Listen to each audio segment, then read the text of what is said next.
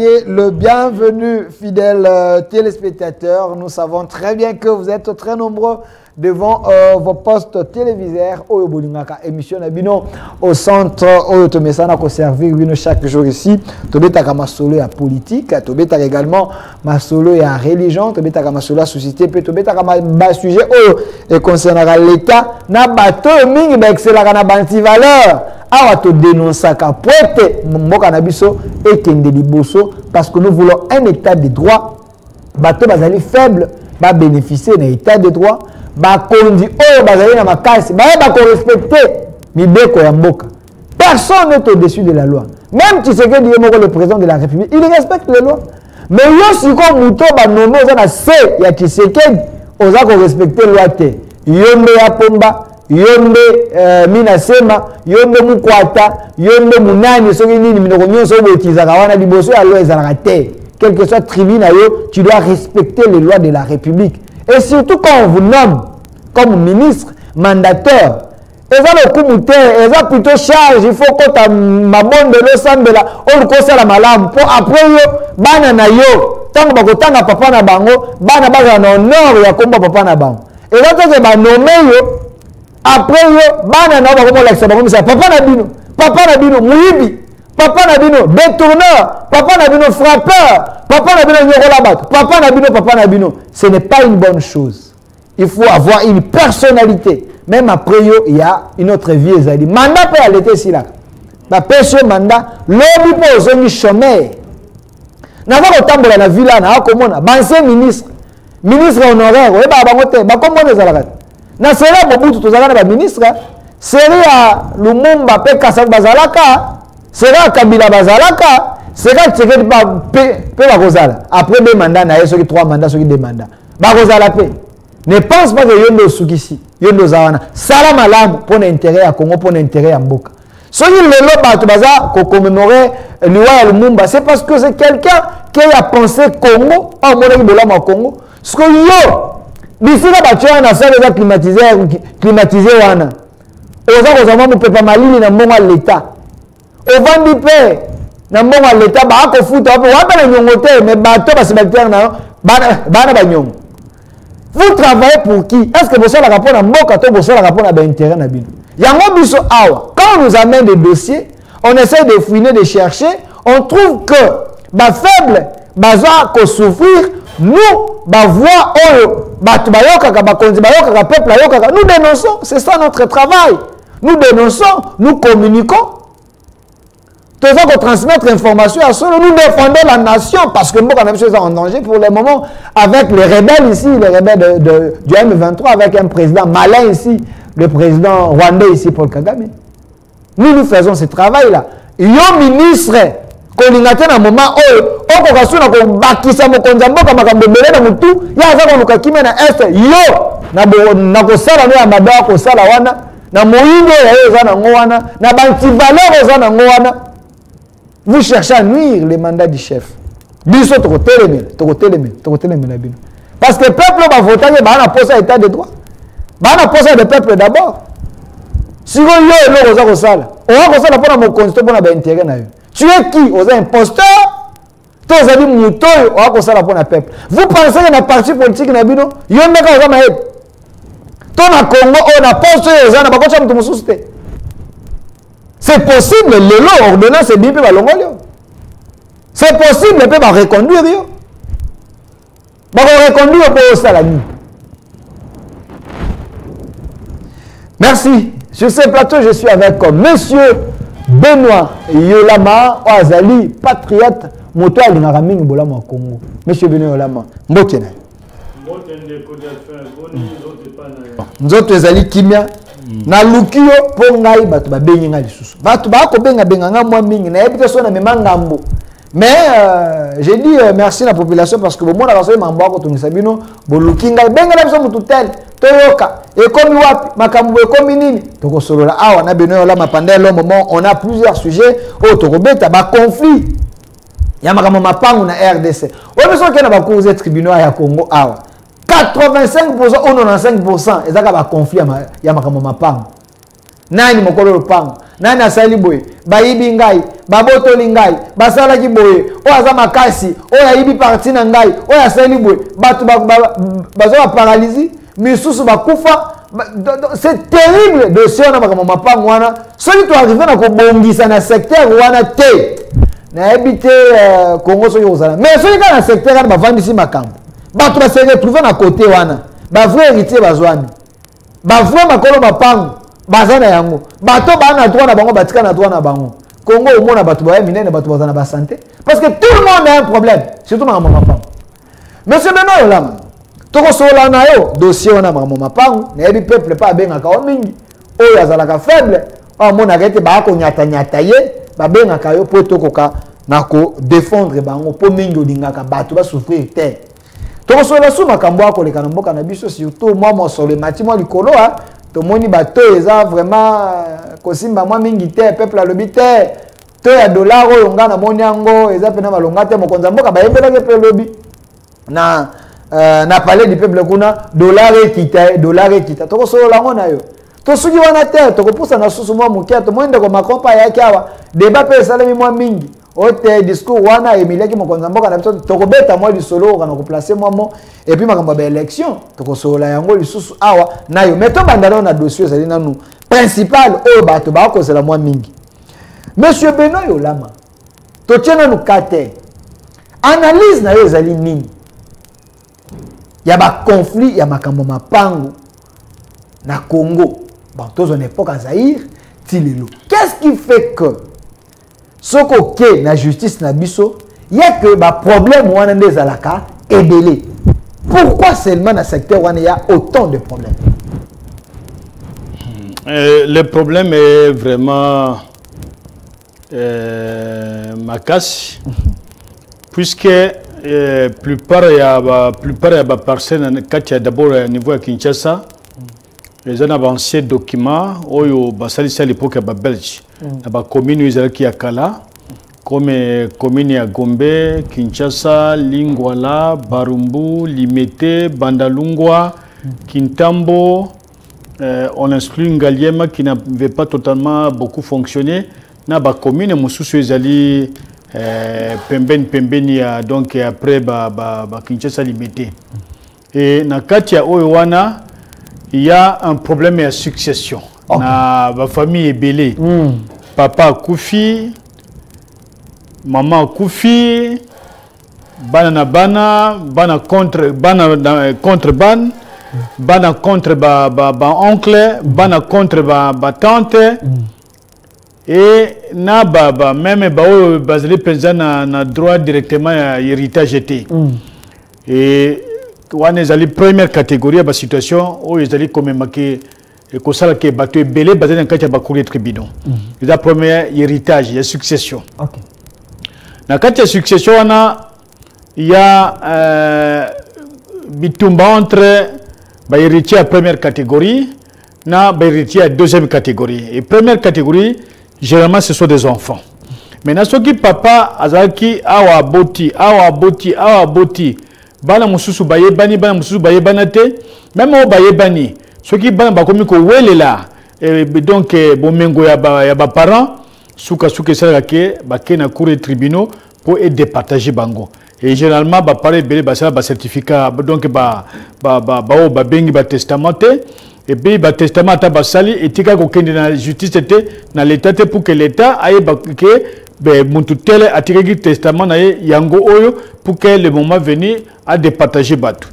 Et généralement lorsqu'on désigne maintenant un liquidateur, soit il y a justice, soit il y a famille, liquidateur paie, avec cause de moi, beaucoup sont à Kati, parquet paie comme on a affaire civile, donc poto et côté un peu moins belé, puisque souvent, bana bazanga ka moi qui mia pour bango moko par jour de ba problème.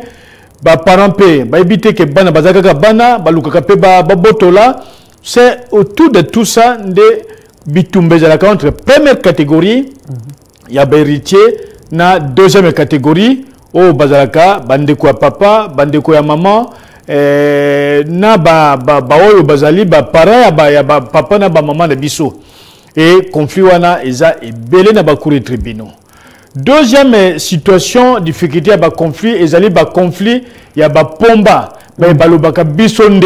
Ok. Bon, il y a botola. Soit l'État, soit botoli, particulier, bango, kalokola au bengle, au bengisagato, mususo, maman Janine, au yokike. Na pesi quelques exemples. Tout pas dans la généralité, après tu recoutes à cas par cas, parce que quand on a fait Congolais, moi, je vais un dossier, maman Janine Yanga, et comme on peut avoir comme Molène dans la carte, monsieur Arish Jactena dans la carte, tu vas faire la carte, ministre de la Justice, peut-être qu'il va t'engager la carte, tu vas le bélango parce que on défend la carte. Donc, quand on a fait, et ça presque le deuxième cas dans tous les relevé, au Bazali na misolo, au ba Monique Bangonde ba commune à Lola, ba Kindaka ko boto la bato ba parcelle, ba ke ba botoli, ba saisi mikanda.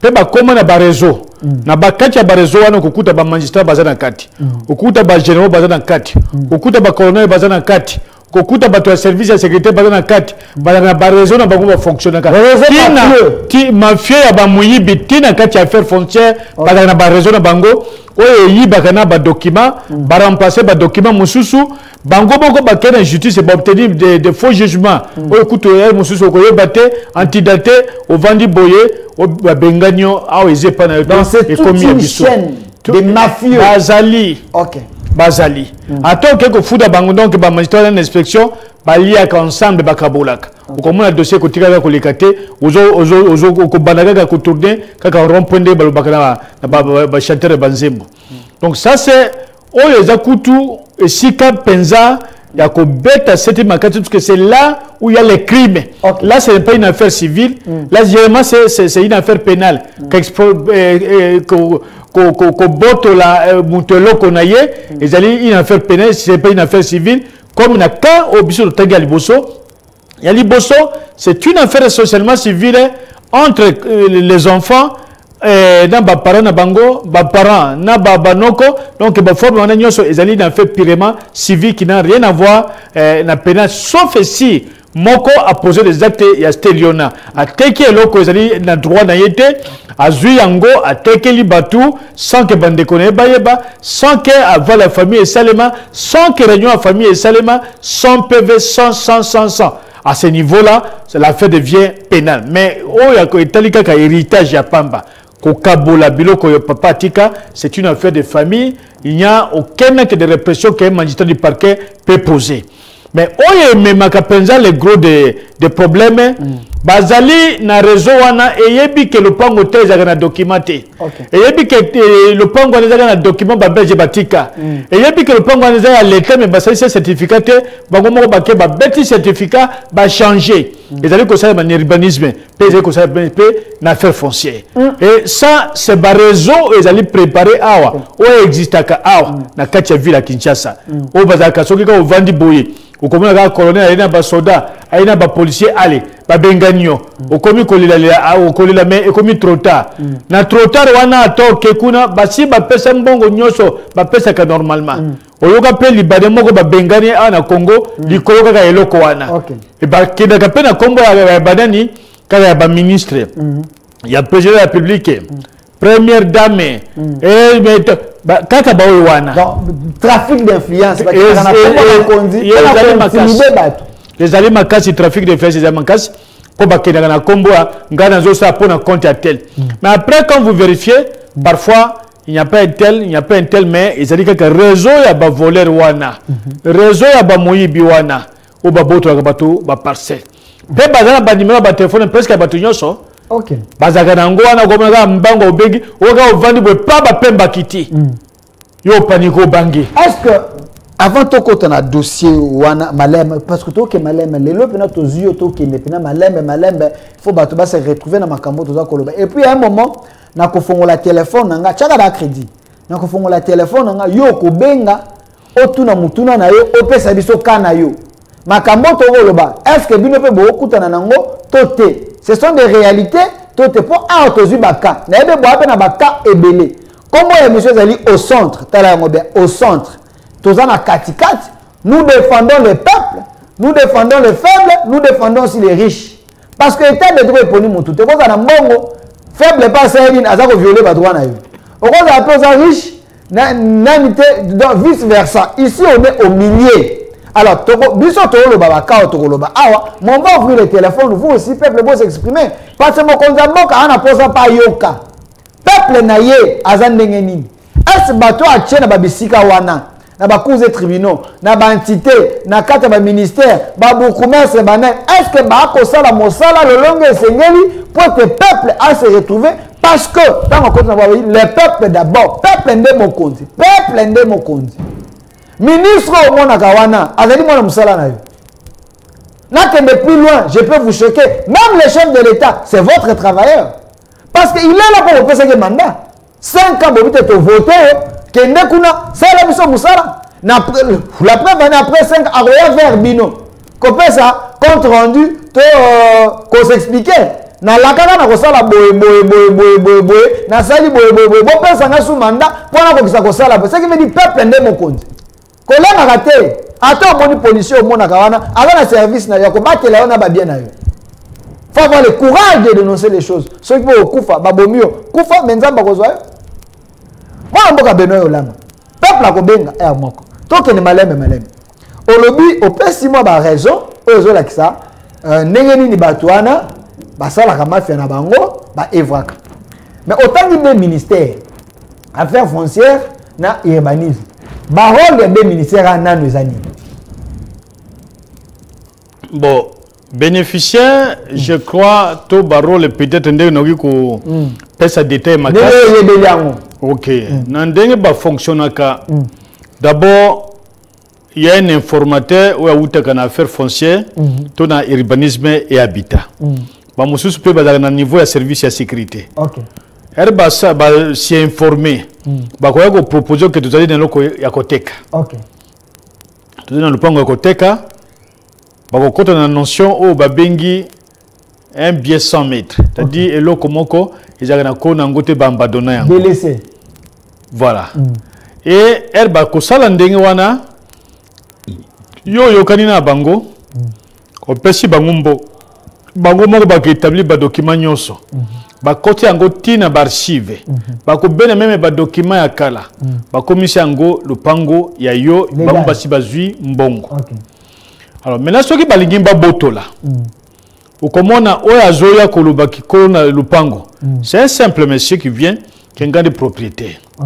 Si ma simple monsieur wana okukuta okoka colonel moko service de sécurité azali après colonel okokambo etoke de parquet okukuta que magistrat moko yebi déjà dossier wana avant yo même okine ko funda ba ko check déjà basé dans toutes les raisons qui yo comme kona ba ko orienter vers magistrat ba donc okoka kuna bango moko au dossier moko ba koti awa boti de pas magistrat tel et que pas magistrat wana yo ke ko senga lupango na yo au lieu yo ba entendre yo ba bazongisa na enendo no ke ba droit na yo magistrat ko sala nini ako tia yo pression ako réprimer yo parfois ma ko kangisa yo atijo na prison likolo eloko na yo soki okena niveau makala otuni bakawana okoyoka kengana koti prison pona ndako ya papa nanga pona ndako ya mama nanga poto pona lopoko nanga bakangisi nga na magistrat. OK.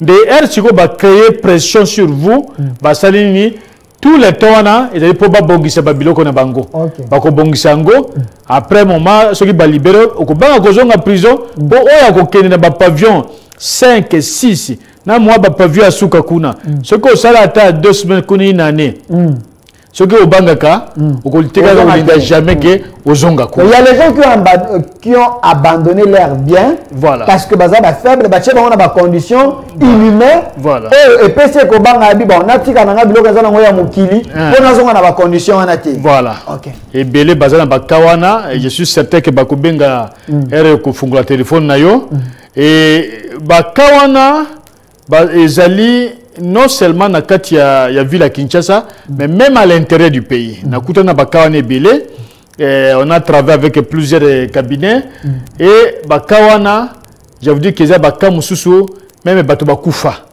Ba ebike moyen ko boto sous ces até baluki moyen baluki babandi babeti au masasi okufi. Bazo salango même ici à Kinshasa il est fort. Ce qui ba ebike ozali ko tambola na document na ça que nous autres même audience bazali capable ya kobomayo pour que document wana bango ba récupérer ba gagner audience même donc ba obtenir gain de cause parce que ce qui ba ju document yo ko j'ai soutenu ko présenter ko comme ba photocopie parfois non certifié qui n'ont aucune valeur juridique.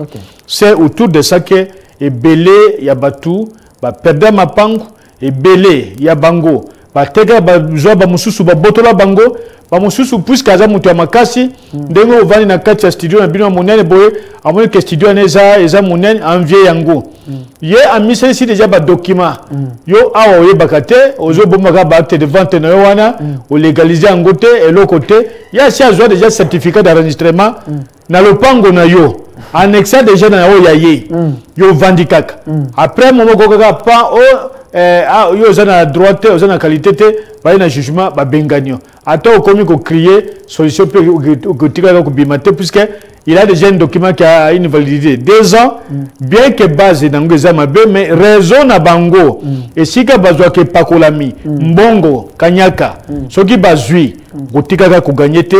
En tout cas, à moins que vous ayez un cabinet moko ya makasi, to que vous ayez ya koyebana, to que vous ayez un batu moko wa bimbo, to c'est to liwe konso et konso. Alors, na kutana na kotanga donc serviteur dans Nzambe wana te na magistrat moko abanali ko tumbela na niveau ya 14e rue limité.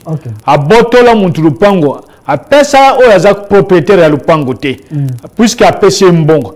Et puis mutu ana seka babilo bango basaka kuna, soki akenda ki soki na mendobe soki wapi, asali makambo na ye. Asali makambo na ye na bima makambo basala te, mutu akomi maladie akondi na ndenga kufi.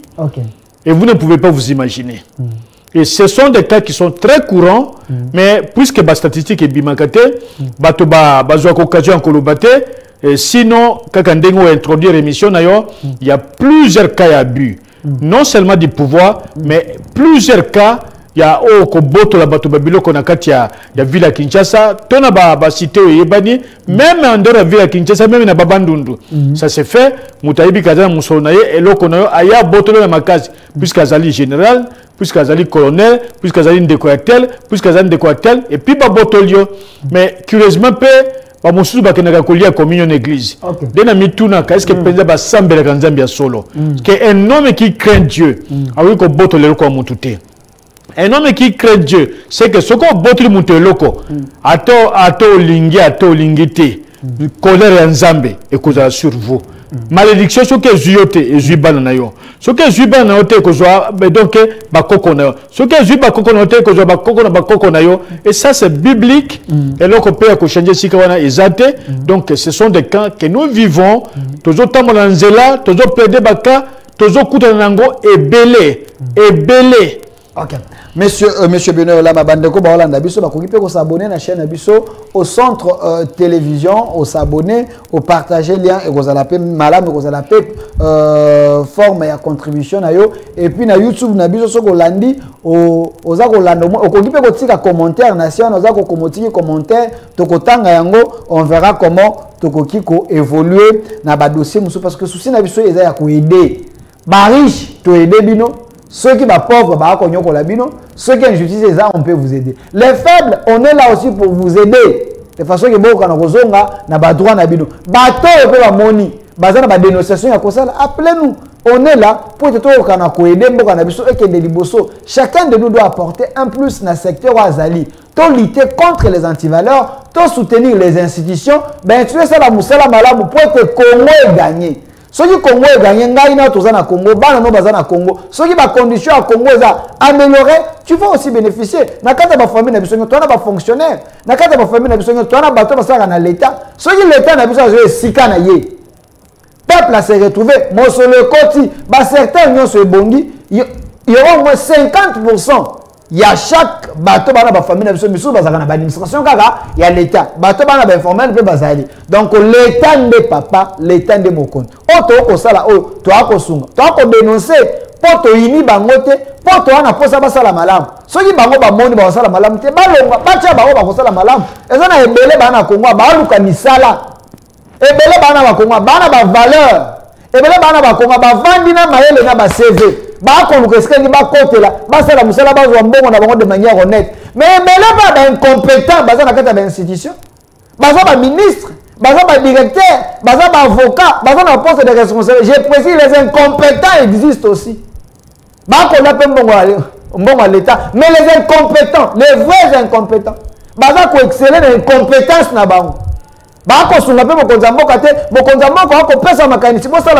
Mais vous êtes là pour vous qui disent rien assez, peuple se retrouver pour vous être incompétent. Non, on va vous dénoncer.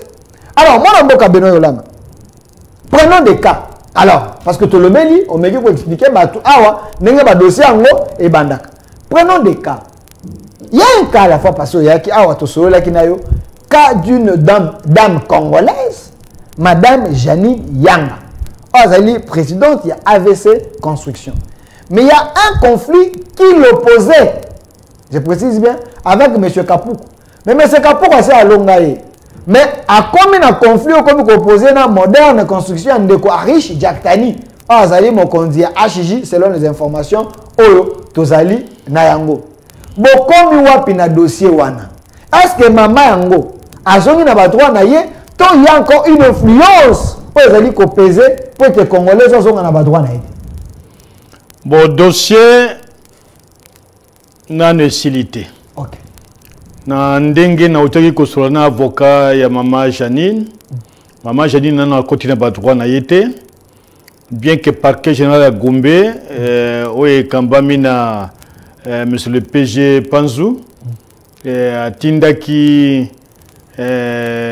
inspecteur Baselaki pour na empêcher société riche qu'empêcher continuer qu'exploiter concession à Maman Janine veuve oyo azali propriétaire la société AVC. Depuis c'est là qui il n'y a pas encore eu d'évolution. Il faut que la maman soit réinstallée. Elle entend encore. Et si elle est réinstallée, je crois que Kozala Malamu Mingi et puis peut-être Tokobeta Masolo, il y a Bazali impliqué na kati que maman Azonga na kati Lupango. Que notre souci, c'est que justice est une véritable justice. Toki ko ndimate ke lelo mutu azane loko naye avandi e mutu mususu akako sesa ba document ya lukuta aya bengani mutu na kati lupango naye. Yango na lubaka mikolo nyoso ata osambela kati. Mais yebaka ke devant la maladie, devant la mort, vous n'êtes rien. Vous ne représentez absolument rien. Même pas pendinga yakiwa, pas devant la maladie à quoi qui pas pesila qui na minute.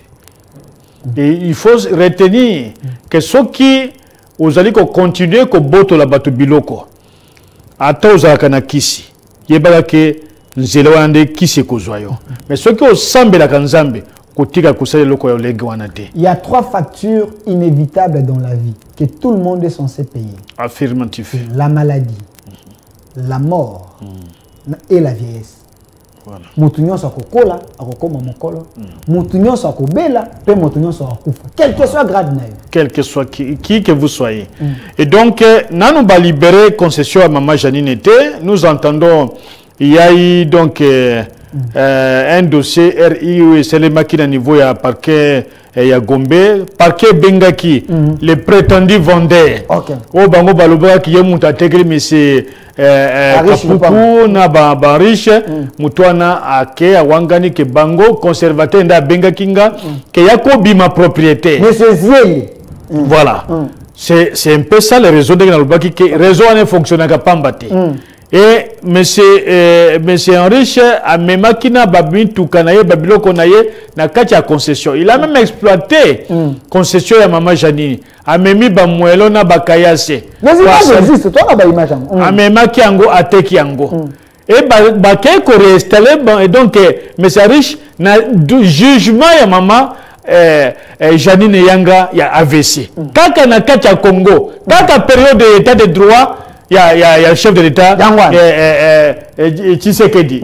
Alors, maintenant, ceux qui sont au côté de la cadre de l'opposition, l'opposition, ils sont condamnés. Mais biloko ya lolengo yo, biloko ya bosoto ya boye, na kati, toki batangi mama, ministre Mutombo, Rose Mutombo, il y a justice, toki ke na ba information etambolaki que yepe kune pakola americana sambe ti mutu na pese lupango oyo kolo hôpital uti kutanga wana Ashi japtani ashishi pese lupango ndenge toka etambola ndenge etambola kaka après toke isusu ke milite affaire foncière molendo yekutu côté wana donc asolokana bien donc soki kaka mopepeleki alekani na kati na ekuna pe bosote koti na ndenge to rappelaki implication na ye na dossier judiciaire ou sur la compétence n'a été, c'est-à-dire qu'on violait le principe de la séparation du pouvoir entre Molendo Sakombi, entre l'exécutif, le judiciaire et le législatif. Il a un pouvoir de mon côté, mais à combien qui a interprété la décision judiciaire, à Zobosana, que la décision judiciaire, ils ont un travail intellectuel de grande facture, bien que Bamoussou Badali Kokot Sambema Nakati, puisqu'il ne faut pas recourir à la doctrine. Il ne faut pas recourir à principe de droit. Il ne faut pas recourir à jurisprudence. Il ne faut pas recourir à l'équité. Et de côté na kati ya loi, batali pe ba biloko ya mutu na mutu, ba document na ye, de ba rendre décision. Et si vous voyez, ndenge par exemple, Rufin Luko a comment la jurisprudence en droit pénal congolais, civil congolais, en droit commercial, ou comment on a que la décision ya PBC, a BMC dans le livre, et zozona ou seulement l'époque, il y a pas belge, et bandika kalelote. Mais pour accéder à ba document wana, c'est un travail intellectuel de grande facture. Ils allaient loko ya mukete. Oh basaka ba bloko ya ba chobo, mutawi ko zoka jugement à copier, mais un jugement c'est tout un travail scientifique. Madame Janine a un jugement. Madame a son jugement. Okay. Madame a non seulement un seul jugement, Madame a gagné plusieurs jugements. Okay. A gagné en na premier degré. A gagné en na second degré. To et tel lié justice a gagné. A baké na pele na bao ba sepela quitté. Et tel lié mi balé et justice a gagné. Babusu soana ba moni ke ba kokité. Ba boy ko sala ko kende en cassation, basali ni ba bendani. Maman a obtenu un certificat de non-appel. Oye zali ko pekisake mutu aya ko kota lisusu akende ko kota lisusu appel ke boy puisque c'est déjà au-delà il y a délai puis il y a mis balai bango mo ba bi ke bazana en contenu tout document mo côté et ko kende ko président niveau à cassation parce que juge à cassation avec un juge à fonté c'est un juge de procédure. Okay. Est-ce que le niveau de procédure de décision, est-ce que ça a été conforme à la loi? Est-ce que ça a été conforme à la pratique? Si ce n'est pas conforme, le juge de cassation vous rappelle le principe de droit et la loi que l'ongo ici kawana juge nego sali ezali malamute a ko sala des exercices ya liboso a ko ki renvoyer en donnant des remarques par rapport à, par exemple, des dossiers et des caméras et les canards. C'est-à-dire, à prendre avec un renvoi, la juridiction et ça qui pour que la juridiction ait corrigé et dès lors que est commis déjà corrigé, c'est-à-dire le jugement qui a fait objet de la cassation est déjà cassé. On casse avec un renvoi chez le juge qui n'est niveau de procédure.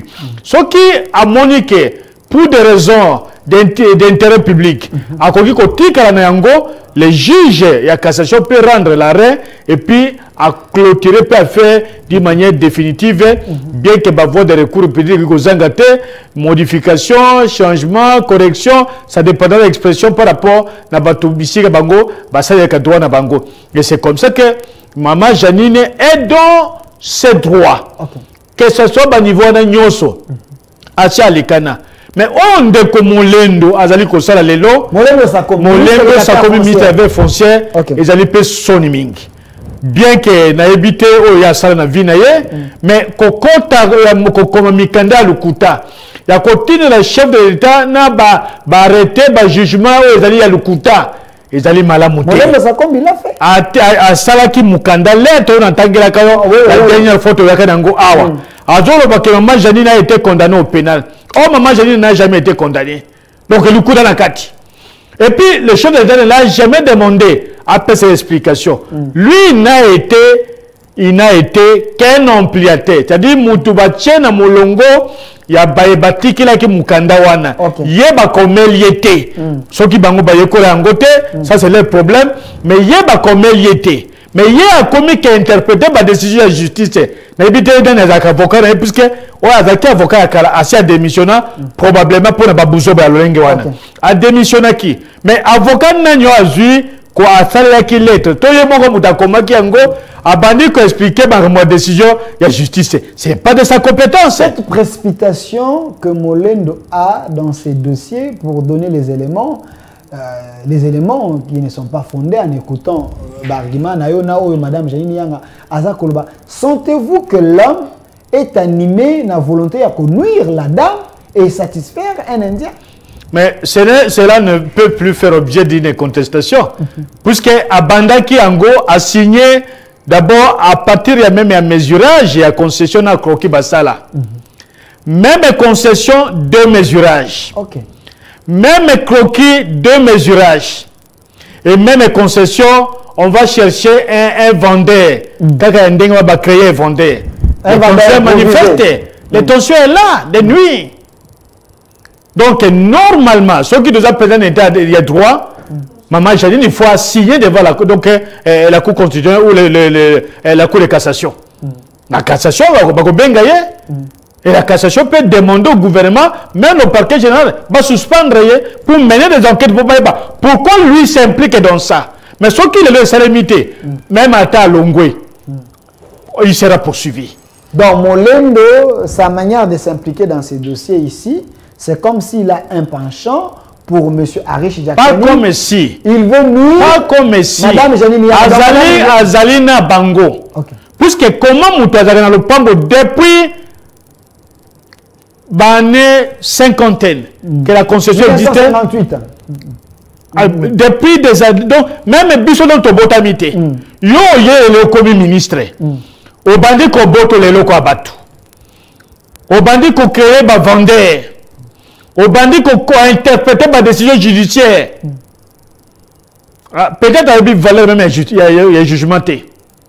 Et puis au sali lettre, comme maman sala qui 4 pages, il peut au sali 4 pages, on me met mon conjamboga au tindilier. C'est-à-dire même le directeur de la cabinet chef de l'État a qu'à répondre que monsieur le ministre, ce que vous avez fait ici, et ça est macaté. Et puis l'objet à lettre, on attend qui, oh madame Jaina Komaki, non, Molenda Komaki, objet ça qu'a manqué, azukaka, objet, oh madame Achaki, il n'est pas répondre, moi changer comme français na carte. Je ne sais pas ce que ça dit, bon, bah là, la place, moi, bah, yokana qui bendengeni, mais na monika, même lettre, oh madame Komaki, objet, même lettre, objet, Molenda Saïn Azui, à Comélian. Mais je ne sais pas, le ministre est censé que ça la neutre au milieu et essayer à donner les bonnes informations pour que la justice a mais Molendo, pourquoi il semble qu'il est très proche à Indien, M. Arish Diakani. Vous avez les informations? Bon, la relation à Bango, na Kanisi et Kolekana, na Nzela et président Kamere à UNC.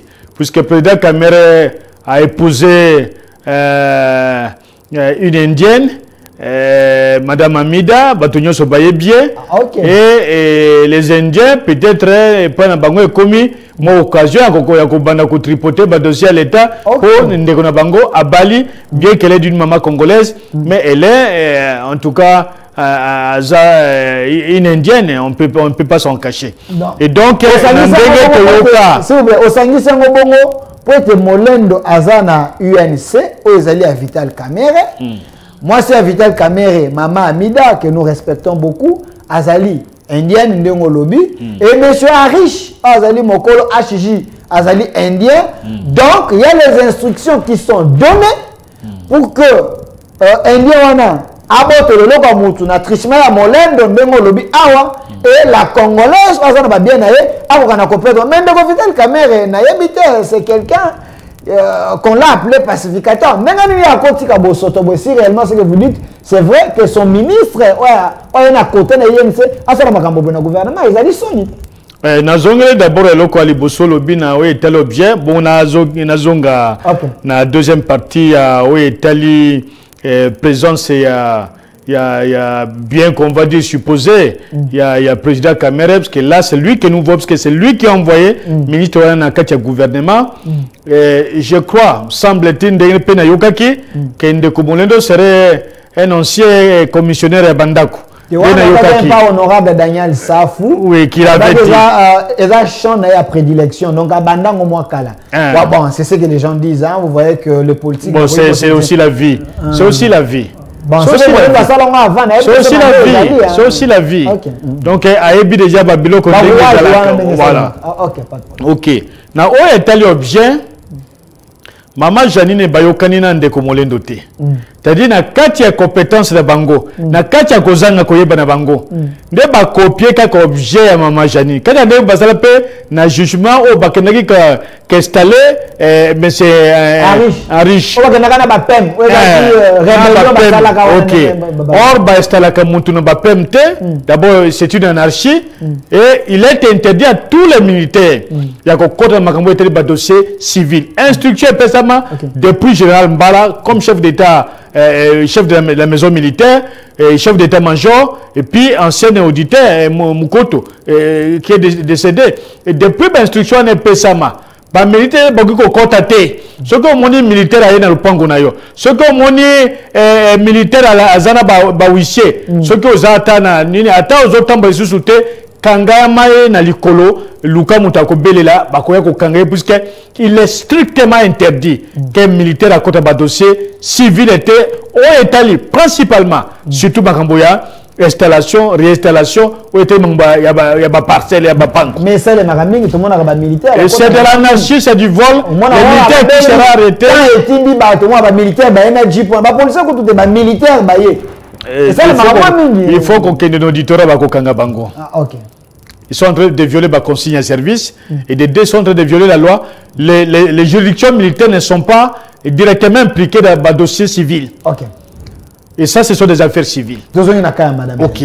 Si au lieu à Sala accusé de réception, comme Moutuba, Tindela Kika, Likasawana, Mukandawana, il y a quelque chose qui vient de copier un jugement, falsifier un jugement. Quand on a un objet, c'est-à-dire les gens ne raisonnent même pas. Il y a même l'administration. Il y a l'administration. En tout cas, le pot d'engagement qui n'est pas professeur de Bango, il y a zéro. Puisque l'autre côté. Il est ministre. Il est mais cabinet avocat a démissionné. Conseil juridique a démissionné. C'est-à-dire qu'il y a boya salir image. Alors, nde bazuika comme jewana bache balobite accusé de réception balobite que votre demande d'explication bazuika comme jewana bazuika ka bakoto atondisi ka 4 pages quand nde machine na salwana bazo changer ka babilo ko busu même histoires c'est-à-dire du plagiat. Mutosoka comme que ça plagiat, c'est-à-dire insuffisance à réflexion. Azak incapable de produire quelque chose d'été. C'est ce qui s'est passé dans la correspondance avec le ministre Moulendo. Ngam premier ministre, copier dans le local Lorengewana, na moni lettre Bama Janini, je le suspends. Avant Nandako.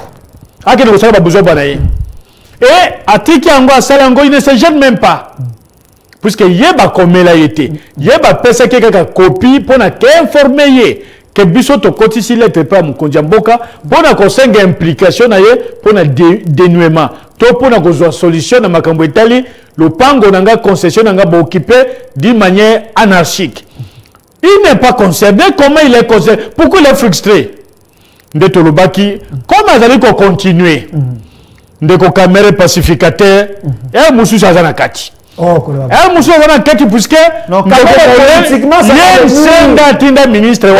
ça va le nuire. Kamere c'est un pacificateur, il ne peut pas entrer dans la carte de Babouzo Bawana. Ce qui Molendo aussi réellement, Molendo c'est que Molendo est en train d'accomplir ma volonté. Si je peux donner du crédit à Malobayo, honorable Safaloba, Molendo c'était un coopérant. Parce que quand on a un dossier à Boye, vraiment ça frise. Quand monsieur. Quand on a une information, Ngaba Benginga. Ok. Ndeko Vital Kamere a été saisi du dossier. Ndeko Vital Kamere a benga comme Majanine Yanga. Ok. Que Bango ba louer, ba faire ba indien, ba bada ko louer, ba exploiter. C'est là les informations. C'est là les mêmes informations. Kamere connaît ce dossier. Il connaît personnellement les dossiers. Ok. Nde a proposé qui Maman Janine Yanga, que Maman Janine il y a qu'à trouver solution. Mais na kati anda konaye Vital Kamerhe a été devant une opposition. Que pour dire que Kotikate. Wa Salaki, Vital Kamerhe a yebiango. Yagona Lobaka na Ebike, de Vital Kamerhe Akabaka. Ce qui est un problème, ce qui est au Benga Tachiko. En tout cas, ce qui moi, le pote est ma boko, à Kopé Sayo, à Kabak. Ok. Et donc, comment Yemutu à la Ligue pacificateur, Yemutu est s'engagé à défendre le bateau, sans dire que candidat président de la République. Comment il y a qu'on dit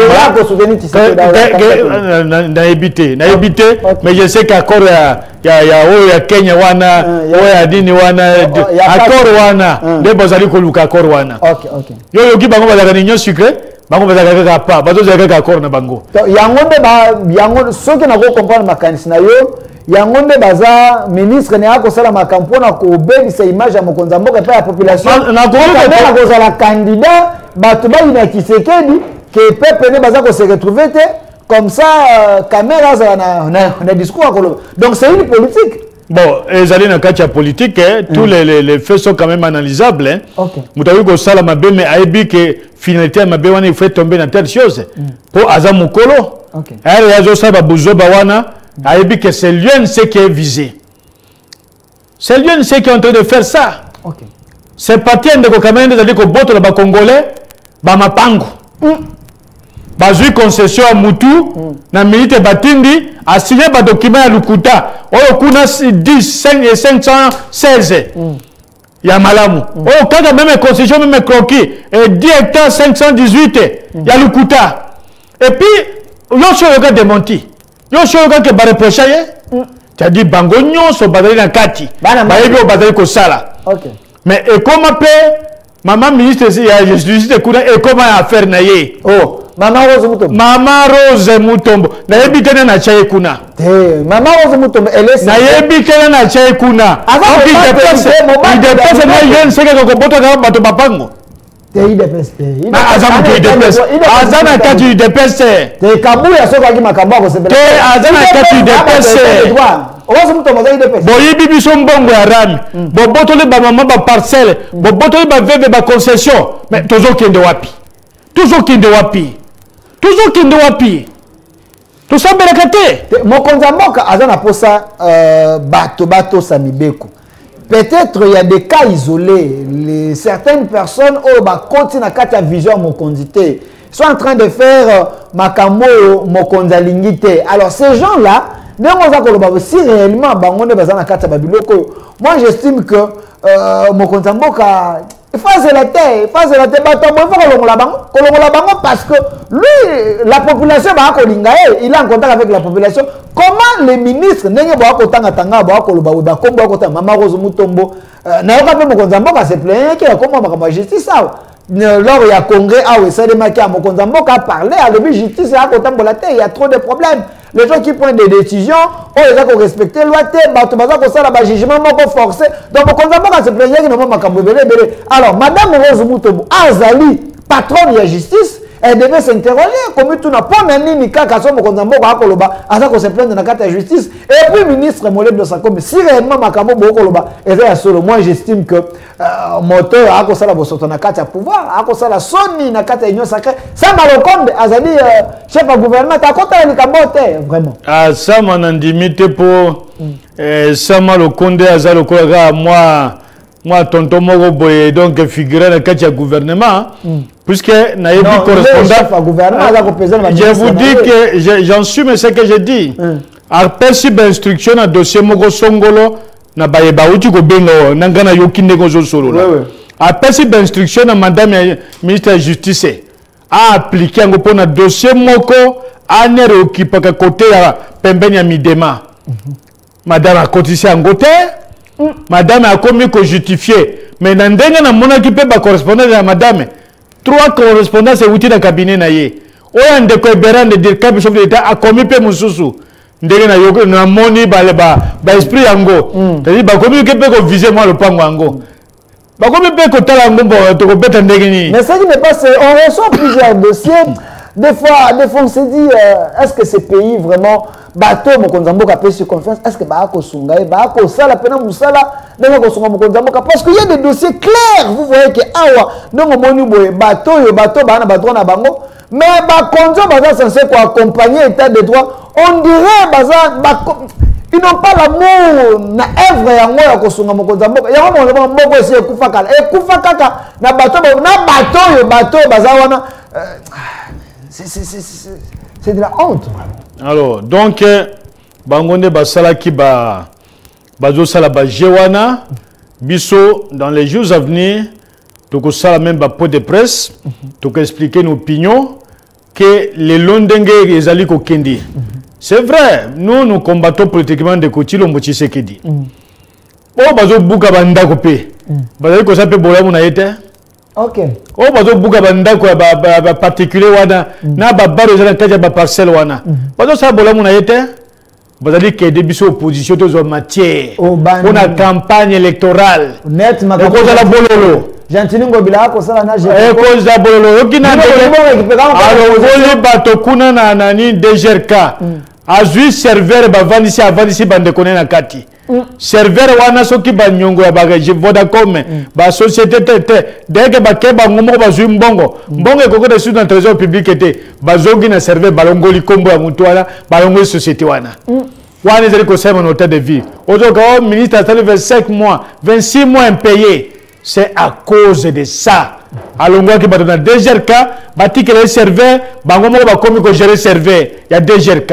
Ata misolo le koti bango balongoli et koti balongoli ba kombo. Ça vous voulez je vous amène l'esprit qui était dans ça. C'est bangambo ezali ko la ville à Kinshasa. Mais nous sommes là pour demander que les choses changent. Mais monsieur Lama, au lobby dossier Amanda Benjamin Yang Bazali j'en a parquet tout le monde a la ici ni ba image moi tout ça parce que j'avais reçu également la dame elle-même madame Janine Yanga elle m'a donné ma version des faits naé biso toza au centre to kota kana gauche droite pour tout ça tout le monde ba image wana suspension ba travaux na kata concession naé c'est vrai parquet aza ko landela yango mais na minute to yoka ki selo ba dungu il faut descendre et Salem sur place parquet na posa aeba nani azana mikanda ya solo nani azana mikanda lukuta on dirait ndenge to komonela ndenge bato ba ko benga biso il y a une force oza ko linga épaiser pour que bato parquet ba quitter sur place te ba kende na côté la te yo ba limite na bandi wapi et suki wapi il semble que monsieur Arish même le document qu'il a eza document ya esika oyo azali ko exploiter de manière illégale te eza ba document ya lopango mosusu eza na nzela mosusu mais ya boyi ko kende na lopango ba document eza na ngwana o monsieur zela tekela na cop wana ndenge balobaki eza à côté mosusu maza ko exploiter sika mosusu comme monsieur Arish azali parti na kati ya procès kasi fo ba kitate yo la mikanda na yo bon kita l'accès mikanda ba limite zela ndenge baza ko kanga po ete batu ba kitate sur place ba mona yango te siko bino bolobi ndenge ni parquet pe akomi komela mwa mai to force ngoka et qu'est-ce qu'on influencé par parquet pour communiquer molendo la fois passée na mbaka eza une manière za ko pesa orientation na justice o makamnyo so justice akoloba et koza en effet te po o ya yembeza ya solo. Bon, il faut d'abord qu'on félicite la première action au parquet Salaki. Oui, dans téléphone. Au parquet Salaki, et surtout ba descente wana et parquet paye que ce qui bango basali musalate likona bango matomoko etelemie pour ce qui est salimité ça peut conduire que ba musu ba permet ba misana bango puisque biso tozali to tient déjà miswana. OK. Et s'il y a changement de gouvernement et que vous avez on va renvoyer au nyonso ba vous allez impliquer dans le dossier wana. OK. Nous ferons tout à notre niveau pour que même au niveau du Parlement qu'on en fasse un objet, il y a débat. Parce que était azalité à botte la bateau bilo qu'on a après ça bateau mususu. Vous savez que je suis arrivé quelque part. Quand on a côté mananzela avocat moko a benginga tozakani na campus alaxinga dossier ya ancien juge moko ya cour constitutionnelle juge wana zaki na opango na ya tiki bana na ye ba ke na tribunal de paix moko na kati ya ville ya Kinshasa ba ke na tribunal de paix ya ville ya Kinshasa basengi nini kaka nde basenga kaka mo epakolami mama moko na kotanga kombo da ite azui epakolami à rendre d'abord à $1 500. Après, à quel pas moi n'a pas droit à 5 gay, à avocat qui a été. À quel coup à 3500. Mais comme Azar qui n'a besoin de 15 000 $, 15 000 $, il mis côté Moussous. À Salini, elle s'y mettrait, bon, na l'ongola binoka kawa, boké d'un appel. À quel rendre décision contre famille, il y a juge, ancien juge constitutionnel. Et ces dossiers, j'ai des documents, bah, on va rendre décision. Bah, c'est pour simplement dire tout ce que nous faisons sur la terre. Et oui, qu'on a des conséquences sur la terre de notre vivant. À ta biso de Koufi, et qu'on n'a pas de biso. À ta biso de Koufi, et qu'on n'a pas de biso. D'où il faut bien se comporter. Donc, dans ma belle, tu as dit qu'on vivre. Et donc, bah, on va rendre la décision. Il y a ma bé, il y a qu'on botoka batu, il y a qu'on cancela batu inutilement, il y a qu'on doit mande inutilement le kuta. Bah, il y a un Dieu qui existe et qui est puissant. Et puis, bah, que ceux qui ont le dans Nzambe, diable a récupéré facilement. Attends, continue dans le monde, il y a toujours les caca, il y a monde, il y a bête maladie. Moi, quoi, Koufa, nous avons un ici à Vandate. Dans mon appel à quatre églises, lui qui se disait tout puissant. Dans mon appel à combien quoi conseille dans Zamba, à la limite, ça y est. Mais nous autres ici, Kinda, Bakundi, Akoufi, pour la compoter à Babiloko. Alors, M. Benet Olama, tu as la téléphone, on a un message à côté de moi. Mais dans le dossier, il y a Mme Janine Yanga, Azali, présidente de AVC Construite, ils ont opposé une moderne construite. Il y a un Indien, M. Arish Jaktani. Vraiment, ça fait mal. Mais, et là, on a le parquet général, Bossala Moussala Namil. Bossala Yangona, qui en respectant les lois de la République. Nous, on ne vous demande pas de favoriser Mme Janine Yanga. On vous demande seulement de faire dire les lois, d'appliquer les lois de la République. Alors, qu'il n'y ait pas une influence sur vous, au ministre, au M. Arish Diaktani, au Nani, Azana Badolar, Naye, Azakusa. Non, cette influence est à la terre. Vous avez vraiment l'indépendance, nous devons rendre des décisions. Vous avez la honnêteté. Je sais que vous êtes dans les bons. Du fait que vous suspendre notre travail, là, qui s'y a la volonté de mieux faire? Est-ce que le chef de l'État ne peut pas compter sur vous, les gens, à parquet général? Est-ce que Nakata Mboko, Batunion, se base à monnaieable? Est-ce qu'il n'y a pas de gens capables, honnêtes, sérieux, on peut défendre les bacas faibles, on a raison, raison. Est-ce que tout le monde indien fait son bail? Est-ce que tout le monde chinois fait son bail? Pourquoi on a dossier à Mme Janine Yanga? J'ai l'impression que mon Mozako Tambola et Bazako étouffé raison pour donner concession à maman na ndeko indien. Tout le monde était indien dans Congo. Congo, c'est un pays hospitalier, nous avons besoin de tout le monde. Mais quand vous venez, il ne faut pas faiblir les autres. Il faut bien faire votre travail, obtenir les documents de manière normale. Soyez dans la concurrence. C'est ça aussi ce que nous voulons. Mais laissez les entrepreneurs congolais, laissez les Congolais faire le travail. Parce que mon compte est un millionnaire congolais. Cette dame a une construction, M. Arish a une construction. La dame a le document depuis 1958. M. Arish a un document, il a fait à côté, en 2020. Comment expliquer la dame a un document il y a 1958, il y a concession, il y a entreprise, en 2020, il y a un document, on vend une carte, on peut exploiter la carrière de manière illégale. Et puis aussi, la peine, on utilise un jugement à madame, on n'est pas obéi dans le pan, on est aussi quand on a une union sur Zali. Parce qu'on a des madame. Et la justice de mon pays, vous êtes là en train de regarder, d'observer, tout le temps, je ne crois pas, mais vous devez quand même honorer notre pays. Justice fait un détail. Pourquoi notre pays, c'est comme si nous sommes un pays des incompétents? Je ne pense pas. Il y a des gens compétents dans ce pays. Il y a des gens sérieux, honnêtes, les gens qui peuvent relever les défis de la RDC. Vous êtes là. Vous êtes là. Créez la différence. Dans le dossier Mme Janine Yanga, AVC Construction et Moderne Construction, comme dans tant d'autres dossiers. Créez la différence. Le chef a causé la fière Nabino. Pour te voir que salam salam alam. Le peuple d'abord. L'état des droits. Bache bino wana pambate. Un papa, maman. Au bibi nandako. Ok, ozimba mafia. Ozongi bon lesi bana na yo. Vous pensez que vous faites? Après toi, il y a la vie. Bana no ba ko récolter yango. Vraiment, ce n'est pas normal. Alors, je vais ouvrir les téléphones. Benga sozana crédit. Na dossier tout le bel. Awa. Benga soko ko contribuer. Soko ko soutenir. Sozana makanisa ko pesa. Benga me ko finga te. Toi, na Congo, nous devons construire ces pays avec des valeurs, mais pas avec les antivaleurs. Appelez, posez la question. Quel est le problème qui vous dérange? On va considérer injustice na kanini. Comment vous voulez que ce Congo marche? Qu'est-ce que vous pensez de notre justice, de nos ministres? Ah, bah, le ministre Affaires fonctionnaires, le ministre de la Justice.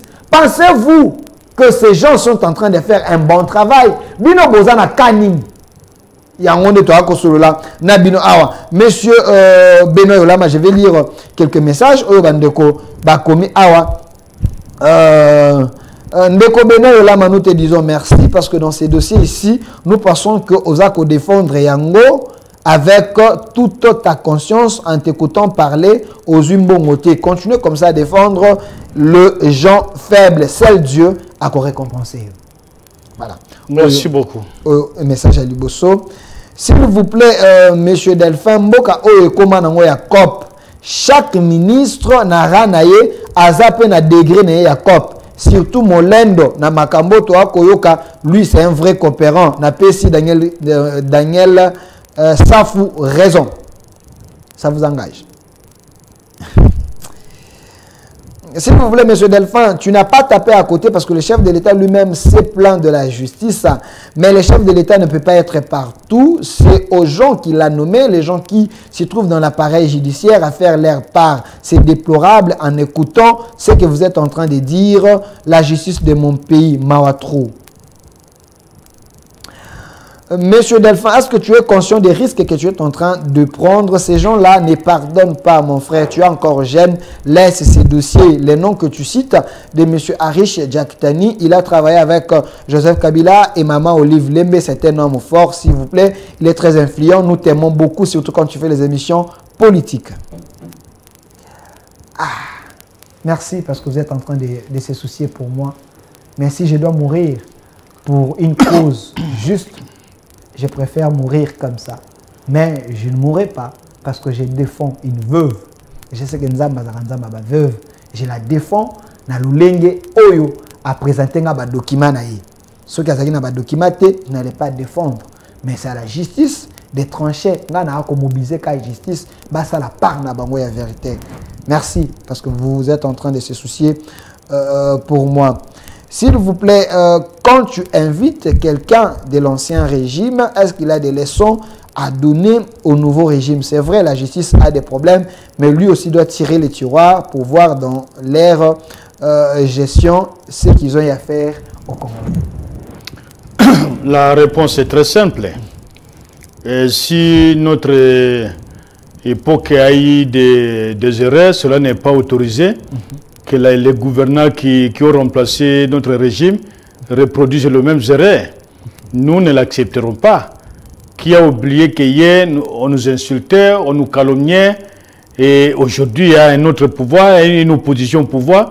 Nous avons l'obligation d'être très regardants, et on ne pardonnera même pas.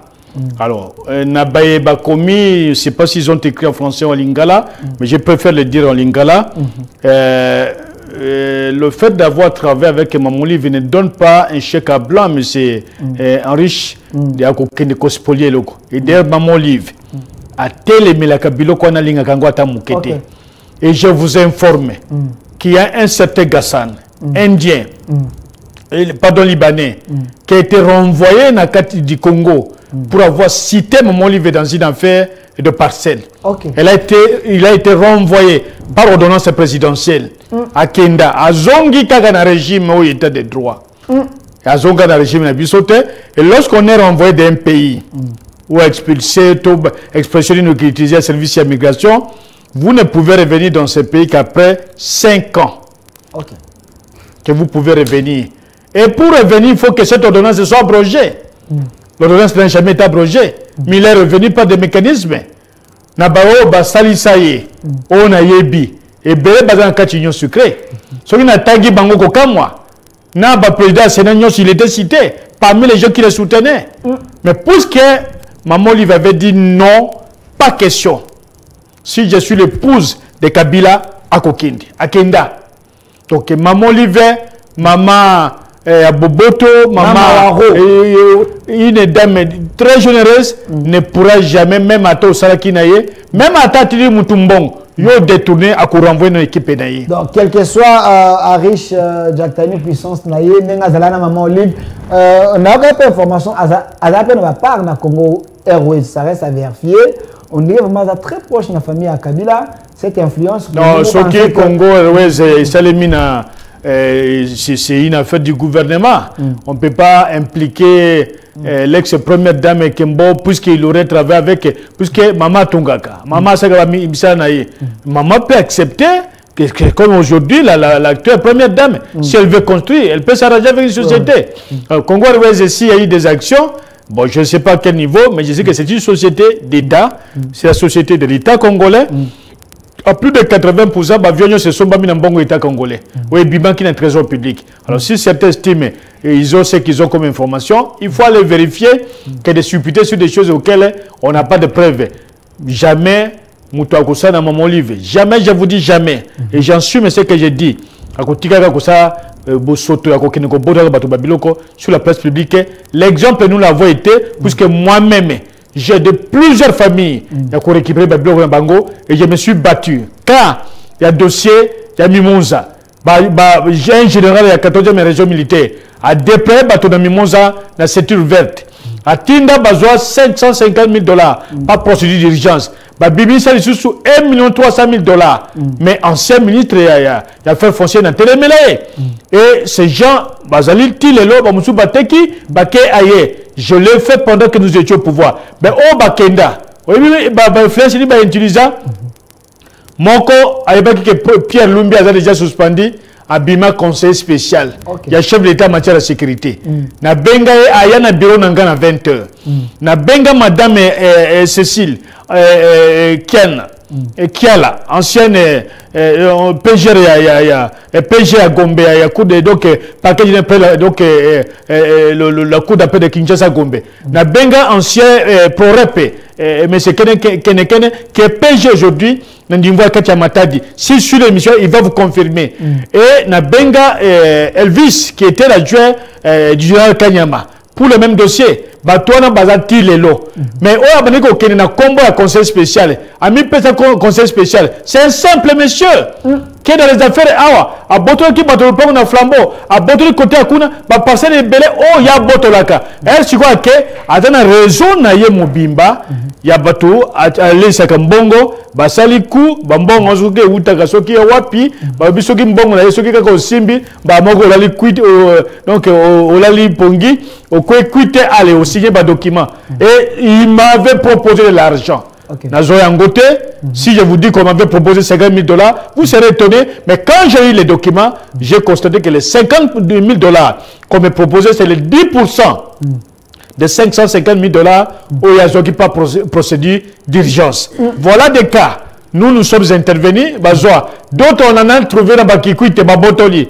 Donc nous le ferons aussi longtemps que Dieu nous donne la capacité et la force de le faire. Puisque on peut, député Belé, quand il est aux États-Unis, en France, ils ne défendent plus les leurs. Ils auraient constitué quoi? Il y a un dossier à Boye. Pour défendre la population de Bango. Mais ça, la Gangote, abandonné dans le Parlement. Ils ne font pas de proposition à la loi. Kunaga, Kuite à Pongi. Kuite à Pongi. Nande Bado Bima Awa. Papa Molière Azalia les mieux jolis de Andimaki Kazola la Pongi na chaîne na yemoko Andimaki Kazola la Pongi Andimaki Kazola la Pongi Andimaki que 80% ba député ba kozonga te yemoko na chaîne na ye. OK, merci. Moi na mboka Benoît là ba message des allés belé donc vous pouvez appeler si vous pensez, mais je sens que c'est sensible, les gens n'aiment pas. C'est très sensible. Alors appelez si vous voulez. Qu'est-ce que vous pensez de notre justice? Toria Babylone en direct, le numéro est là. na 6 Nasuka, vous appelez, vous posez la question par rapport à Makambo. Mais je me suis rappelé, Monsieur Benoît Lama, parce que tout le monde a sujet. Bandeko moko, batele misaki ngana kendaki ba côté ya pompage wana avant comme pompage quartier mo za kana bien kango Mimosa voilà nazaki na quartier wana bandeko moko batele misinga loko ba yebi ke to dénoncer ka mingi to lobelaka makambo yo ba konzi basalaka ba homme fort ba la kisinga lupango moko ba bi lupango oyo ezali concession moko moi monene ba la kisinga ezali vraiment kitoko. Babeza Ndeko Charles Lokoto. Ndeko Charles Lokoto azali député national, à moins que je me trompe. Balobi ete Ndeko Charles Lokoto na kati ya lopango wana yazaki na parti ndambo parti mususu ezaki ya maman moko, maman généreuse. C'est une veuve aussi. Une femme azali lokote mobile na ya kufa. Charles Lokoto asomba ki lopango ezako tourner mais pour etutana quelque part dans lopango moto mususu. Maintenant, on est à négocier peut-être na madame wana so ngaki asomba contour mobimba à négocier que ya azu atongi mir liboso le ponga madame wana e koti na kati ya concession na ye achena ba porte azingi yango et banda 2009 maman wana comme aza veuve le côté à se plaindre de Charles Lokoto alobi kende ko funda nga bisika nyo so funda ngai bakosala ngai le côté. Je répète maloba oyo bandeko batelemisa nga to ba pandisa ngota ba yebisi ngai. Et parce que Charles Lokoto est un député national, c'est quelqu'un qui a travaillé pour ces pays, il n'est pas ambassadeur, à moins que je me trompe, n'habite. Bon, que l'anga numéro ya maman généreuse, comme on appelle ça. Bon, que l'anga numéro ya maman n'a pas comme on ngai. Tout solo là, ayebisa a confirmé na makambo bino boa koloba. Soki makambo ezali ya solo. Soki ezali ya solo na okona monoko na ye alexinga ba document, c'est alors ne na koluka Ndeko Charles Lokoto to kana kosolana, je pense que na union sacrée baza batu ya état de droit le peuple d'abord, asa pe député national doit défendre le peuple. Boko yiko kosela mokonzi makambo kaka boete, il faut na yoka bango ba pesa une information. Mais j'interpelle déjà. Si cela est vrai, ils m'ont promis que dès ce soir, ba continue la numéro maman wana na kobenga. Ndeko Charles Lokoto. Soki makambo yo bandeko ba yebisinga zali ya solo, mwana mboka Ndeko Charles Lokoto mizongisa na sima. Soki ezali ya solo, maman na benga na poko na solo na yebisinga ma ayelinga ba document mizongisa na sima. Parce que soki osali yango ezali soni. Eza vraiment soni. O kaka pe mawa ya bato baza ba veuve baza na mutango yiko lobela bango te boyo kaka bango pe mawa. Maman généreuse va faire un. On m'envoie son numéro ce soir. Si je l'appelle, je trouve que les mamans moi et bisingai et ça solo Ndeko Charles Lokoto moi je défends des veuves. Na ko défendre ba veuve tina suka. Ce qui s'agit de mona mokonza mboka ngai na okende na mokonza mboka. Na ko lalele liboso président Suwana, ti ba mona ngai na maman oyo mokonza mboka zali garé à bon fonctionnement de l'état akoka ko soutenir ba veuve. Ce n'est pas normal de commencer à faire souffrir les dames veuves. Comment la bateau va te dire ça? Ils sont sérieux, ils sont en train de te dire un dossier, de te dire des choses avec conviction parce qu'on va dans le quartier. Na kangi ango, na zela solana maman na pourquoi? Na yo kaye, Alex Mikanda na comme ça na kozonga la. Ndeko beno lama. Parce que lui défendaka ba veuve, on a ce dossier maman oyo. Si réellement ils allaient à solo, nenge batangi Ndeko Charles Lokoto et yo bandi boy. Bon, d'abord, Babiloko Ndeko Charles Lokoto azui. Et ça, Babiloko azui dans Kabila. Ah oui, hein. Babiloko azui dans Mbongo, dans Moussala Kabila Pesaye. Mana union sacrée, il y a ça qui pone. Yokana no papa, tikangana luba. Tokei kasi. Akati sakingambo no, akei kuna. C'est par ingratitude. Puisque bandako wana nyoso, bamapango wana nyoso. Asombi ango sous Joseph Kabila. Bisoto yebani. Tous les voisins de Mboka. Ok. Ya Charles Lokoto. Na Charles Lokoto. Ok. Toyebani. Na kokoto na ba déteste sikote. Yagana na ba mikanda wana. Mais soki azana kati ya milongulisa. Parce que biso to ko défendre ba veuve. To ko zangisa te. To ko défendre veuve. Mais to ko parce que na yebike le pango na ye wana ozolo le bawana ce que comme kana mimonza au côté de moi droite wana ndako moko étage pembeni ya ancienne madame Wazaki DG ya ISP Gombe baza musika te esika le pango wana il faut ezala yangwana je connais le coin puisque eza bisika biso de Vadaka mais ceux qui n'ont pas de documents nous n'aurons pas de gars portés. Parce que nous défendons la République. Il est au Parlement, c'est pour ses intérêts. Même au dossier, si on regarde défendre,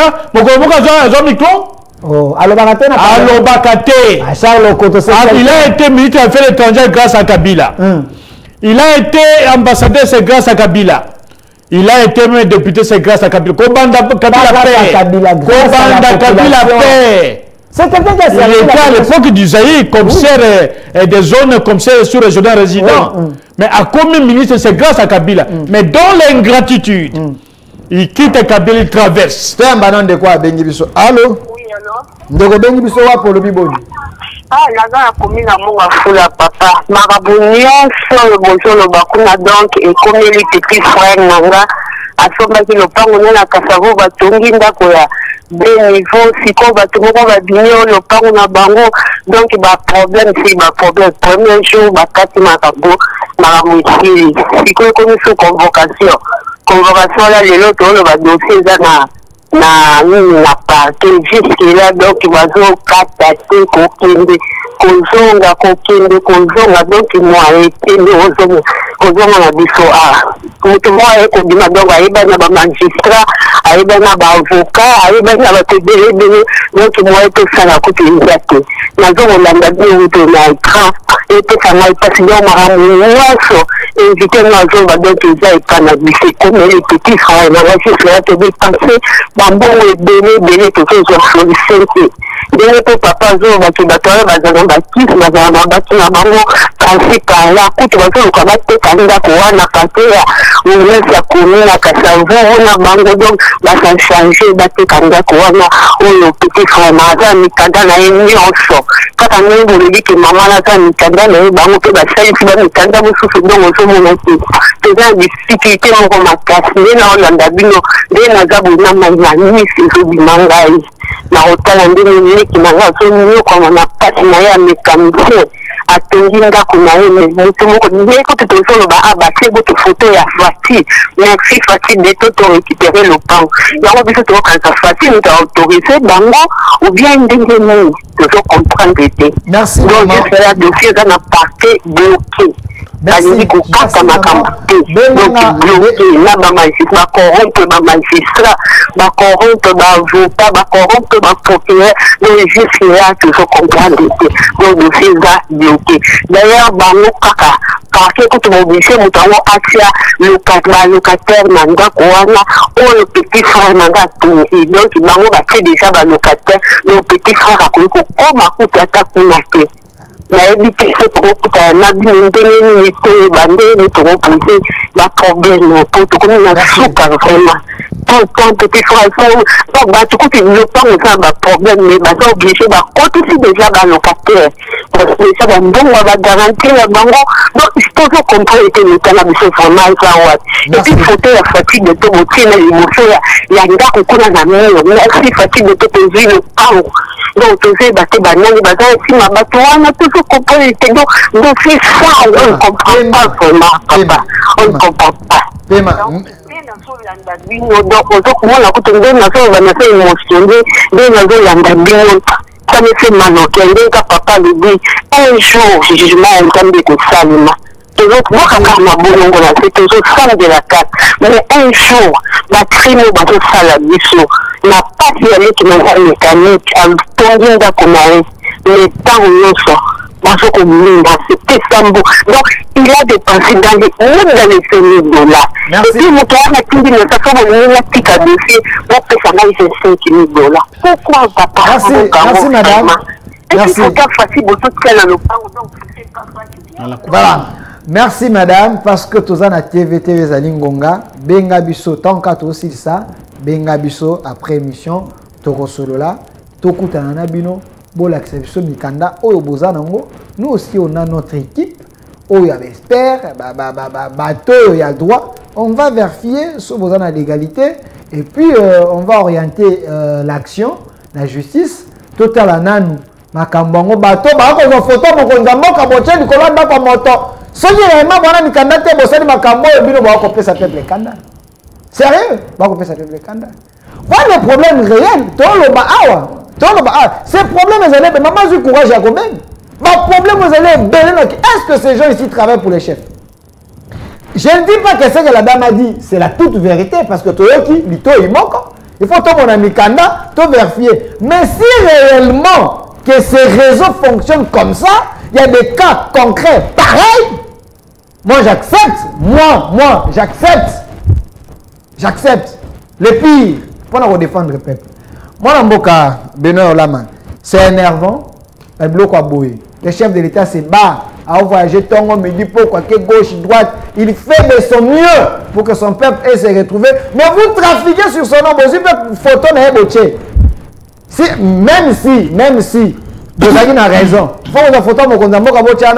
merci. C'est quoi ça? J'ai surpris pour nous étaler photo, puisque dans l'émission, dans le Baka Makambo Etali, moi, Ndambo, on a constitué un Ngaliema à ma résidence, le chef de l'État. Oya Kuna, bazoa photo à maman des Nyakeru Baché. Ba occupé banda que zati na place on a bato à tuberculose na moi école moko. C'est quand on dénonçait l'émission nayo de Bordonné baké kubuka. Or babuka yango na 2018 sans préavis puisque bato bayeko tonga comme c'est yango balingi ba faire croire que zali balingi ba tonga centre orthopédique. Oh centre orthopédique à Kinshasa et yebani kando ba grands hôpitaux tozanango awa cliniques universitaires Mama Yemo, Ngaliema et consort centre orthopédique au penza et yebani à Croix-Rouge et ça n'a venu Kalembele mais si babani ko bongisa déjà et balaba e bébé soki depuis plus de 2 ans en dehors de ça au Italie na niveau ezali na niveau ya dini pembeni ya Mama Yemo awa au babengi centre des handicapés et donc c'est un peu bon on est fonctionnel ba sala yango pe belé ba zo ba photo ba tiaka même côté ba malukukuna soki na 5 batini ba photo au kozali inondé on est chef de l'État. Naza oh basoki ba force du progrès. Ba muzu ba komi force du progrès. Ba komi ko kangana batu. Ba force du progrès. Ba kangi muntu ba chena kasho. Ba force du progrès abusive. Bazali batu yande ko kabuya. Ba force du progrès. Oh ba komi ko kanga ba population. Ba kangi muntu. Ba che kasho. Ba force du progrès. O pese biso mbo o karibira toleka ba force du progrès. Bazoleka. Ba force du progrès ya UDPS. Voilà les pouvoirs. Voilà les pouvoirs. Non, mais... B12. Bon, même le ministère intérieur, mon bango. Oh, bah, quand tu es à niveau de secrétariat intérieur, na o esika bateka magambo ya dini ya anti-incendie, tout ça, oh, bah, bikoti sakikuna. C'est le même phénomène. Et quand les lois, bah, tu vas comme le biba Emilien Chefou. C'est plus que Bazan estika collecte voité. Si que plus que partout c'est ceinturé et hermo occasion de mon ami. Donc la plupart ce sont pas maman il dépasse. Batombo qui n'a parlé du peuple puisque balobaka trop c'est trop. Va subir yango de ba memi yango dans la dollarisation. Parce que vous croyez que les la dollarisation parce que bato nyonso bakeneki kuna. Bazali censé surtout ces femmes sont censés être dans un groupe. Il y a pouvoir.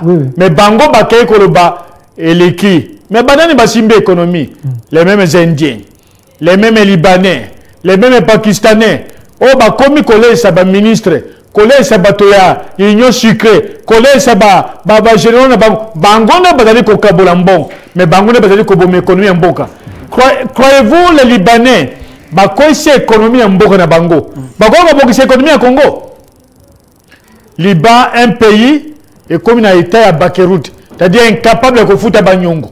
Mais au moins, au Boyokaki, au Monaki, mais Bisso, vous allez défendre le peuple, même les Baïwana, vous défendre le Bango. Merci, mon Amboka Benoît Olama. Je dis encore, le dossier Madame Janine Yanga, la gestion devant influence mon côté, et à la colo, il y a battu un parquet général Nous sommes derrière vous, on vous observe, on vous regarde, la caméra n'a pas braqué dans le parquet général, dans le dossier à Janine Yanga et M. Rich Jacksani. Il faut que vérité et l'Obama, bossa la descendre dans le terrain, bon vérifier Mikanda ya bateau, il ne faut pas céder devant le billet vert. Si réellement qui a Rich Jacksani et son groupe, selon audio, il y a M. Magloire. Mais j'aimerais terminer par ceci. C'est vrai. Si vous regardez la chaîne YouTube, entrez au Centre TV, vous allez voir, j'ai fait les émissions avec Kabouya, les Mende, les autres, tous ces gens-là, ils sont là. Nous collaborons avec les autorités, parce que je suis journaliste. J'ai l'accès dans l'autorité, nous collaborons. Mais je suis contre les antivaleurs. Regardez le danger. M. Benoît Olam Alobé Lokwa, hier dans le Parlement, le 8 mars, maman m'a dit, dollar équité, dollar équité. L'opposition a récupéré cela pour dire que le chef de l'État a été humilié. Est-ce que vous savez que ceux qui bino bateau bozana responsabilité aux banques centrales, aux ministres des Finances, ministres de l'Économie, vous n'arrivez pas à maîtriser les choses, vous n'arrivez pas à faire réellement vos tâches pour que le pouvoir d'achat est normal, taux et vanda, ma camion chose à la bien, monnaie na bon na chose à la valeur, ceux qui peuplent wana moni que ils vont se déchaîner na chef de l'État. Parce que bazana ici ka bakokuta ane boité ba solana. C'est dans les manifestations. Bon le chef de l'État le karaba bamaka mabanga, l'homme qui se bat pour l'intérêt de sa population. Vous un groupe de gens vous travaillez pour vos intérêts et non pour soutenir les chefs. Ces projets pour que sa population n'a bénéficié et va retomber dans le monde. C'est le peuple qui va commencer à crier, à chanter comme ça. Ce n'est pas normal. Vous devez travailler, faire réellement ce que vous êtes censé faire. Le chef fait déjà beaucoup. Il ne peut pas être partout au même moment. Faites votre part. Merci.